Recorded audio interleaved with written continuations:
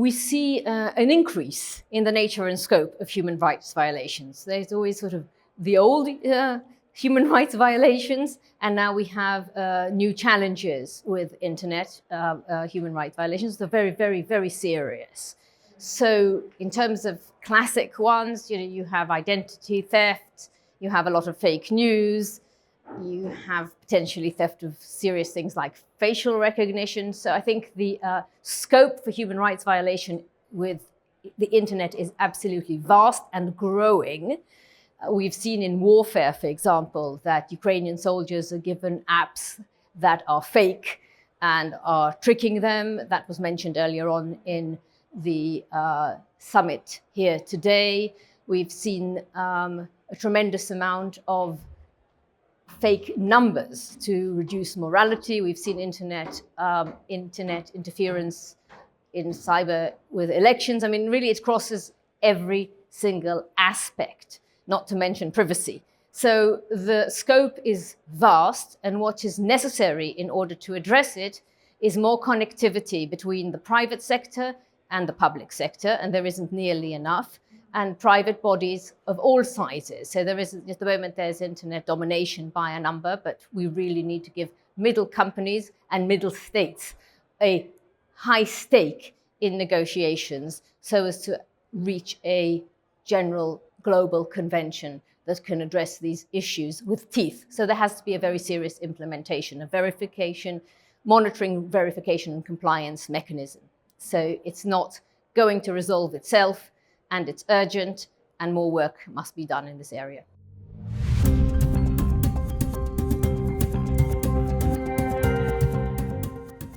So there's been a massive discrepancy in international law in terms of applicability to states and to corporations. And it's time to have a global international convention that brings together and holds accountable not only states, but also companies. And we're talking about companies at all levels and states at all levels. So the middle companies and the middle states too. And it's absolutely critical.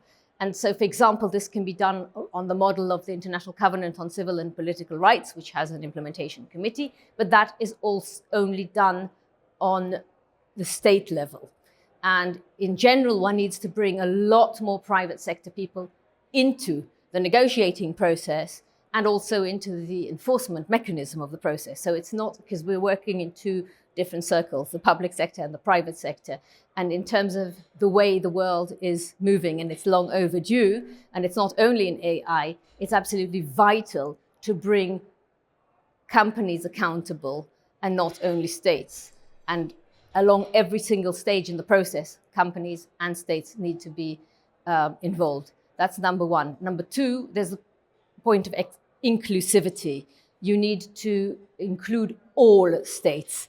There's been much talk about democratic states here, but unfortunately, we also have autocratic states. And keeping them out of the negotiation is not a good idea, because keeping them out will just lead to them behaving in whichever way they want to behave, and they will feel that they were not part of the negotiation and therefore they were not accountable. So therefore, it is vital to have some form of negotiation. It can be discreet, it can be back channel, it doesn't need to be a formal negotiation, but there's an urgent need for back channel negotiations to take place promptly on every single issue that comes up in regulation of AI, because the official negotiations can only reach a certain point, and back channel negotiations will allow you to feed into the process. A lot of countries or corporations won't normally talk, and that can be done discreetly, and no one needs to know about it, but the outcome has to be brought up when the time is right to the bodies that are actually drafting the mechanism. And we need to also, point three, have an interim mechanism, because it takes a very long time to negotiate.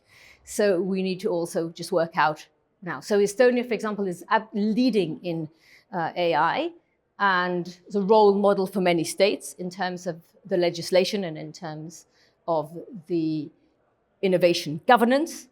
But the world governance of innovation and AI is hugely fragmented, and that has to be remedied promptly.